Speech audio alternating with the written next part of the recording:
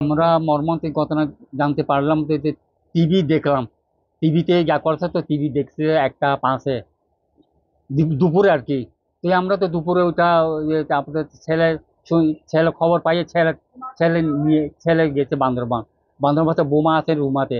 তো রুমা থেকে বোমাকে আন্না, তারপর তারা জামাই বউ তিনজন ছেলে আর কি, ছেলে জামাই বউ তিনজন চলে গেছে ঢাকা। ঢাকা আনছে তো ওইখানে রাত্রে রাত্রে বিমান করে গেছে চিটাং থেকে। ওইখানে ঢাকা বিমান করে গেছে বলে প্রায় 12:30 মতো ওইখানে মানে পৌঁছে। পৌঁছার পরে পৌঁছার পরে আবার তো পোলাকে দেখছে আর কি। দেখা পরে মানে রাতে ছিল তারা, আর ফোন করলো না। তো আবার সে শীতে রাতের মানে প্রায় 3টা পরে আমাকে ফোন দিছে। কত বাবা, কত আমার আমার ছেলে নাই, কত চলে গেছে এরকম খবর পাইছে সকালে। সকালে ভোরে আর কি। এইটুকু না, আমরা তো কোনোদিন দেখি না তো আমাদের নাতিন চলে আসছে ওই অ্যাম্বুলেন্স করি এই পর্যন্ত। আর তো বিকালে আসবে আর কি, বিকাল দেখবে আর কি। লেখাপড়া তো জানেন, ঢাকার লেখাপড়া অনেক ব্যস্ততা, তো সেই কারণে সে আসতে পারে না এখানে। তবে এই বাবার সাথে যেটা দেখা হইলো আমাদের এই কি বলবো সাংরাইয়ে, বিজুতে আসছিল আমার বাবার সাথে দেখা।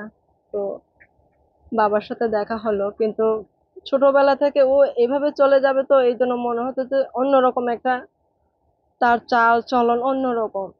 যারা দেখে বলে এই ছেলেটা একদম মানে অনেক স্মার্ট, অনেকটা ভালো ছেলে, লেখাপড়ার প্রতি অনেক মনোযোগ ছিল।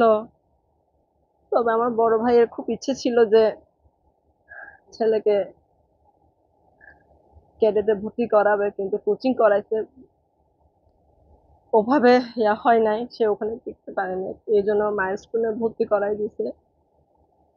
হ্যাঁ, আমরা এই খবরটা পাওয়ার পর আসলে বলার ভাষায় খুঁজে পাচ্ছি না।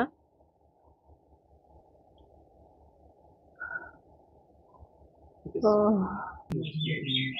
আমি যতটুকু জানতে পেরেছি আগামীকাল বিকাল 3টা নাগাদ উকরেছাই মারমা শেষ কৃত্য অনুষ্ঠান হবে বা দাহ করা হবে এই আর কি। ভালো লেখাপড়ার জন্য টাকা পাঠিয়েছিলাম ওনাকে।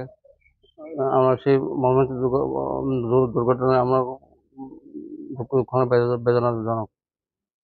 ও আমাদের স্কুলে পড়তো, খুব শান্ত ছিল, কোনো দুষ্টুমি করতো না, বুঝছেন।